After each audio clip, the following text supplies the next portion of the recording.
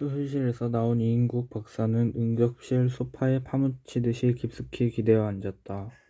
그는 백금 우태안경을 벗어들고 이마에 땀을 닦았다. 등골에 축축히 밴 땀이 잦아들어감에 따라 피로가 스며들어왔다. 2시간 20분의 10도. 위장 속의 균종 적출.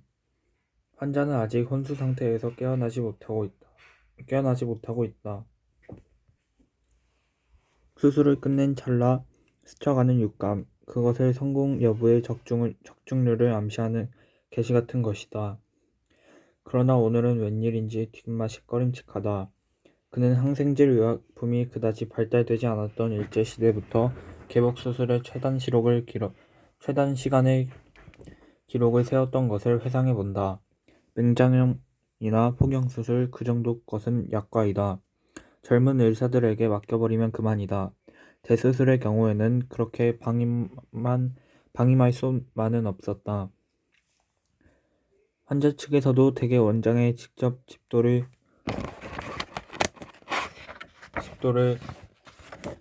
조건부로 입원시킨다. 그는 그것을 자랑으로 삼아왔고 스스로 집도하는 쾌감마저 느꼈었다. 그의 병원 부근은 거의 한 집 건너 병원이랄 수 있을 정도로 밀집한 지대다. 이름 없는 신설병원 같은 것은 숫제비 장날 시골 전방처럼 한산한 속에 찾아오는 손님을 기다리고 있는 형편이다. 그러나 이인국 박사는 인류 대학병원에서까지 손을 쓰지 못하여 밀려오는 급 환자들 틈에 끼어 환자의 감별에는 각별한 신경을 쓰고 있다. 그것은 마치 여관보이가 현관으로 들어서는 손님의 옷차림을 훑어보고 그 등급에 맞는 방을 순간적으로 결정하거나 즉석에서 서슴지 않고 거절하는 경우와 흡사한 것이라고나 할까? 이인국 박사의 병원은 2가지 전통적인 특징을 가지고 있었다. 병원 안이 먼지 하나도 없이 정결하다는 것과 치료비가 여느 병원의 갑절이나 비싸다는 점이다. 그는 새로운 환자의 초진에서는 병에 앞서 우선 그 부담 능력을 감정하는 데서부터 시작한다. 신통치 않다고 느껴지는 경우에는 무슨 핑계를 대든 그것도 자기가 직접 나서는 것이 아니라 간호원더러 따돌리게 하는 것이다. 그렇게 중환자가 아닌 한 대부분의 경우 예지는 젊은 의사들이 했다. 원장은 다만 기록된 진찰 카드에 따라 환자의 증세에 아울러 경제 정도를 판정하는 최종 진단을 내리면 된다. 상대가 직이나 거물급이 아닌 한 외상이라는 명목은 붙을 수 없었다. 설령 있다 해도 이 양면 진단은 한 푼의 미수나 결손도 없게 한 그의 반생을 통한 의술 생활의 신조의 비결이었다. 그러기에 그의 고객은 외정시대는 주로 일본인이었고 현재는 권력층 아니면 재벌의 샘속에 드는 축들이어야만 했다. 그의 일가는 아침에 진찰실에 나오자 손가락 끝으로 창틀이나 탁자위를 흩어 무태안경 속 움푹한 눈으로 응시하는 일에서 출발한다. 이때 손가락 끝에 먼지만 묻으면 부르렁이 터지고 간호원은 하루 종일 원장의 신경질에 부대껴야만 한다. 아무튼 단골 고객들은 그의 정결한 결백성과 감탄과 경의를 표해 마지 않는다. 1.4 후퇴시 청진기가 든 손가방 하나를 들고 월남한 이인국 박사다. 그는 수복되자 재빨리 새빵을 하나 얻어 병원을 차렸다. 그러나 이제는 평당 50만 원을 호가하는 도심지에 타일을 바른 2층 양옥을 소유하게 되었다. 그는 자기 전문 전문의 외과, 내과, 소아과, 산부인과 등 개인 병원을 식결시켰다. 운영은 각자 주머니 샘속이었지만 종합병원의 원장 자리는 의젓히 자기가 차지하고 있다. 이인국 박사는 양복 조끼 호주머니에서 18금 회중시계를 꺼내어 시계를 보았다. 2시 40분. 미국 대사관 브라운 씨와 약속 시간은 20분밖에 남지 않았다. 이 시계에도 몇 가닥의 유서 깊은 이야기가 숨어 있다. 이인국 박사는 시계를 볼 때마다 참말 기적임에 틀림없었던 사태를 연상하게 된다. 왕진 가방과 38선을 넘어온 피란 유물의 하나인 시계.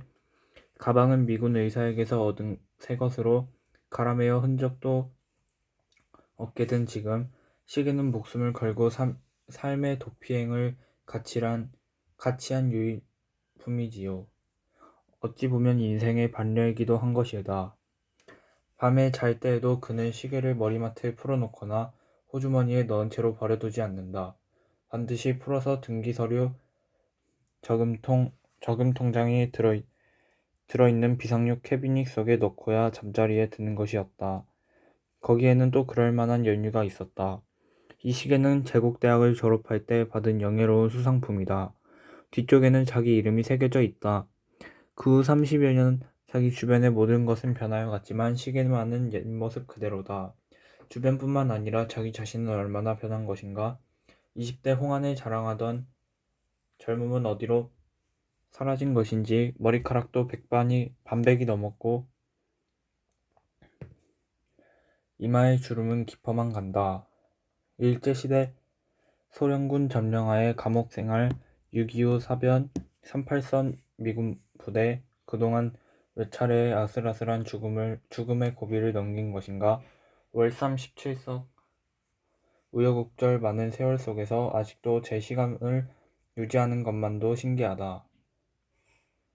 시간을 보고는 급성처럼 제깍제깍 소리에 귀 기울이는 때에 그의 가느다란 눈매에는 흘러간 인생의 축도가 살아버리는 것이었다. 그 속에서도 강모와 스메엘이 학생복을 벗어버리고 심사복으로 갈아입던 그날의 감회를 더욱더 새롭게 해주는 충동을 금할 길 없는 것이었다. 이인국 박사는 수술 직전에 서랍에 집어넣었던 편지에 생각이 미쳤다. 미국에 가 있는 딸 나미, 본래의 이름은 일본식의 나미코다. 해방 후 그것이 거슬린다기에 나미로 불렀고 새로 기류에 올릴 때에는 코자를 완전히 떼어버렸다. 나미짱, 딸의 모습은 단란하던 지난날의 추억과 더불어 떠올랐다. 온 집안의 재롱둥이였던 나미, 그도 이젠 성숙했다. 그마저 자기 옆에서 떠난 지금 새로운 정에서 산다고는 하지만 이인국 박사는 가끔 물밀어 오는 허전한 감을 금할 길이 없었다. 아내는 거제도 수용소에 있을 때 죽었고 아들의 생사는 지금껏 알 길이 없다. 서울에서 다시 만난 후차로 들어온 해숙, 20년의 연령차에서 오는 세대의 거리감을 그는 억지로 부인해 본다. 그러나 해숙의 피둥피둥한 탄력에 윤기가 더해가는 살결에 비해 자기의 주름 잡힌 까칠한 피부는 육체적 위축감마저 느끼게 하는 때가 없지 않았다. 그들 사이에서 난 지난 어린 것, 앞날이 아득한 이 핏덩이만이 지금의 이인국 박사의 곁을 지켜주는 유일한 피부치다. 이인국 박사는 기대와 호기심에 찬 심정으로 항공 우편봉에 피봉을 뜯었다. 전번 편지에서 가타부타 단어는 내리지 않고 잘 생각해서 결정하라고 한 그 후의 경과다. 결국은 그렇게 되고야 마는 건가? 그는 편지를 탁자 위에 밀어놓았다. 어쩌면 이러한 결말은 딸의 출국 이전에서부터 이미 싹튼 것인지도 모른다는 생각이 들었다. 대학에서 영문과를 택한 딸, 개인 지도를 하여준 외인, 교수 스칼러십을 얻어준 것도 그고 유학 절차에 재정 보증인을 알선해 준 것도 그가 아닌가? 우연한 일은 아니다. 그러나 시류에 따라 미국 유학을 해야만 한다고 주장한 것은 오히려 아버지 자기가 아닌가? 동양학을 연구하고 있는 웨인 교수, 이왕이면 한국 여성과 결혼했으면 좋겠다던 솔직한 고백에 자기의 학문을 위한 탁월한 견해라고 무심코 찬의를 표한 것도 자기가 아니던가? 그것도 지금 생각하면 하나의 암시였음을 분명하지 않은가?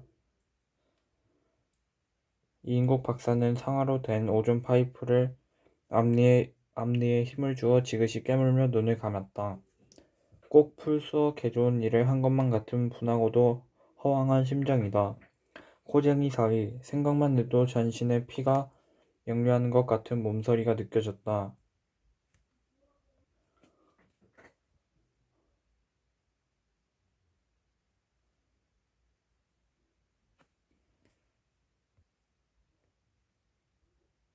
그의 생각은 외정시대 내선 일체의 혼인론이 떠돌던 이야기에까지 꼬리를 물었다. 그때는 그것을 비방하거나 굴욕처럼 느끼지는 않았다. 오히려 당연한 것으로 해석했고 어찌 보면 우월한 것으로 생각하지 않았던가? 그의 생각은 외정시대 내선 일체의 혼인론이 떠돌던 이야기에 꼬리를 물었다. 그때 그것을 비방하거나 굴욕처럼 느끼지는 않았다.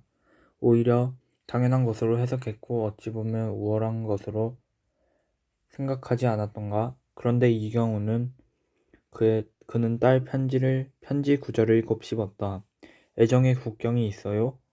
이것은 벌써 진부하다. 아비도 학창시절에 그런 풍조는 다 마스터했다. 건방지게 이제 새삼스레 아비에게 설교조로 좀 더 솔직하지 못하고 그러니 외딸인 제가 그런 국제 결혼에 시금석이 되겠단 말인가. 아무튼 아버지께서 쉬 한 번 오신다니 최종 결정은 아버지의 의향에 따라 결정할 예정입니다만 그래 아버지가 안 가면 그대로 정하겠단 말인가. 이인국 박사는 일대 잡종의 유전법칙이 떠오르자 머리를 내저었다. 흰둥이 외손자, 생각만 해도 징그럽다. 그는 내던졌던 사진을 다시 집어들었다. 대학 캠퍼스 같은 석조전의 거대한 건물, 그 앞에 정원, 뒤쪽에 짝을 지어 걸어가는 남녀 학생, 이 배경 속에 딸과 그 외인 교수가 나란히 어깨를 짚고 서서 웃음을 짓고 있다. 놀기는 잘들 논다.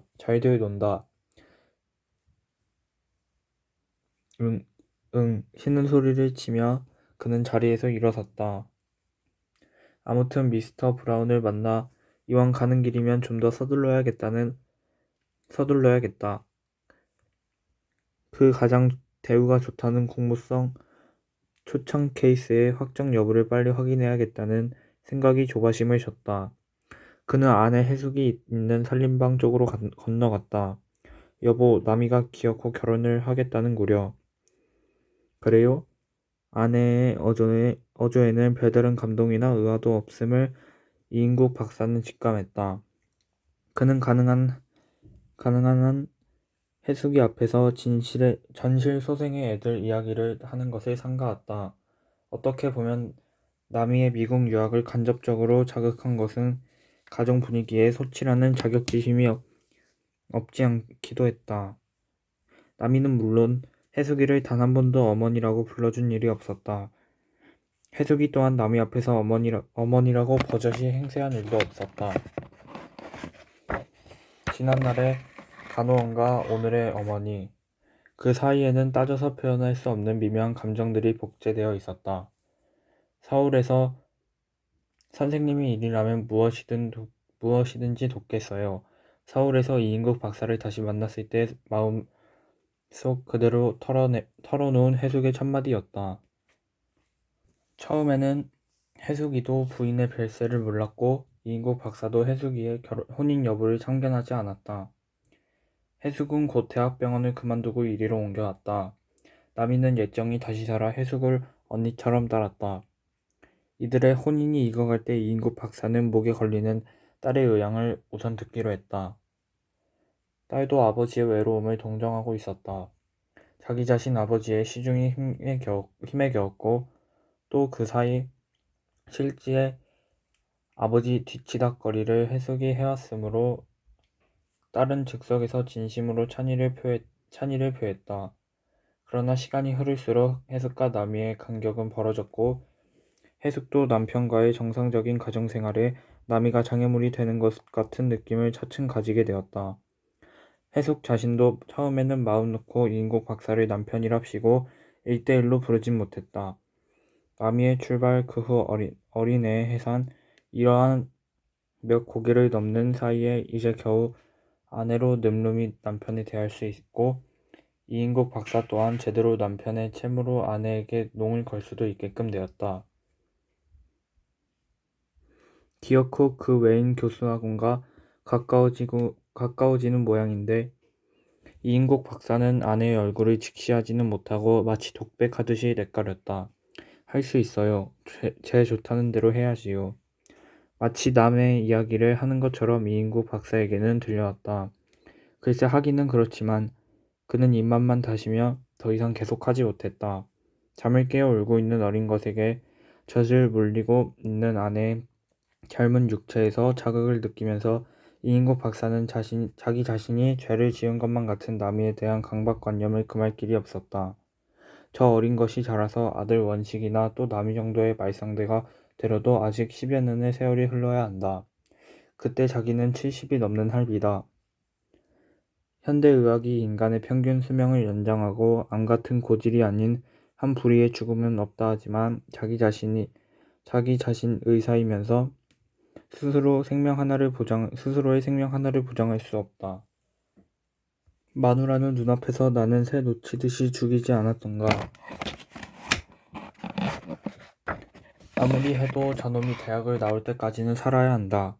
아무렴 때가 때인 만큼 미국 유학까지는 내 생전에 시켜주어야 하지. 하기야 그런 의미에서도 일찌감치 미국 혼반에 맺어두는 것도 그리 해로울 건 없지 않나. 아무렴 우리보다는 낫게 사는 사람들인데 좀 남 보기 체면이 안 서서 그렇지. 그는 자위인지 체념인지 모를 푸념을 곱씹었다.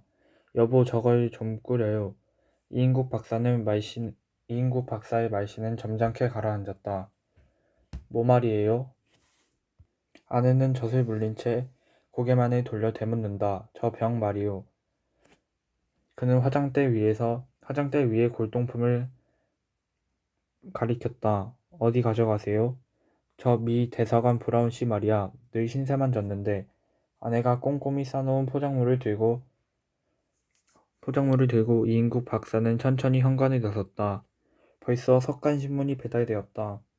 아무리 생각해도 그것은 분명 기적임에 틀림없는 일이었다. 간헐적이 반복되어 공포와 감격을 함께 휘몰아치는 착잡한 추억, 늘 어제 일마냥 생생하기만 하다. 1945년 8월 하순, 아직 해방의 감격이 온 누리를 뒤덮어 소용돌이 칠 때였다. 말복도 지난 날씨건만 여전히 무더웠다. 이인국 박사는 이 며칠 동안 불안과 초조에 휘말려 잠도 제대로 자지 못했다. 무엇인가 닥쳐올 사태를 오들오들 떨면서 대기하는 상태였다. 그렇게 붐비던 환자도 하나 얼씬하지 않고 쉴 사이 없던 전화도 뜸하였다. 입원실은 최후의 복막염 환자였던 도청의 일본인 과장이 끌려간 후 텅 비었다. 조수와 약재사는 궁금증이 나서 고향에 다녀오겠다고 떠나갔고 서울 태생인 간호원 해숙이만이 남아 빈집 같은 병원을 지키고 있었다. 2층 10조 다다미 방의 훈도시와 유카타 바람에 뒹굴고 있던 이인국 박사는 견디다 못해 부채를 내던지고 일어났다. 그는 목욕탕으로 갔다. 찬물을 퍼서 대야째로 머리에서부터 몇 번이고 내리부었다. 등줄기가 사라지고 몸이 가벼워졌다. 그러나 수건으로 몸을 닦으면서도 무엇인가 짓눌려 있는 것 같은 가슴속의 갑갑증을 가셔낼 수가 없었다. 그는 창문으로 기슭이 한길가를 내려다보았다. 우글거리는 군중들은 아직도 소음 속으로 밀려가고 있었다. 굳게 닫혀있는 은행 철문에 붙은 벽보가 한 길을 건너 하얀 윤곽만이 두드러져 보인다. 아니 그곳에 씌어있는 구절 친일파 민족 반역자를 타도하자. 옆에 붉은 동그라미를 두 겹으로 친 글자가 그대로 눈앞에 선명하게 보이는 것만 같다. 어제 저녁에 그것을 처음 보았을 때의 전율이 되살아왔다. 순간 이인국 박사는 방 쪽으로 머리를 획 돌렸다. 나야 원 괜찮겠지. 혼자 냇가리면서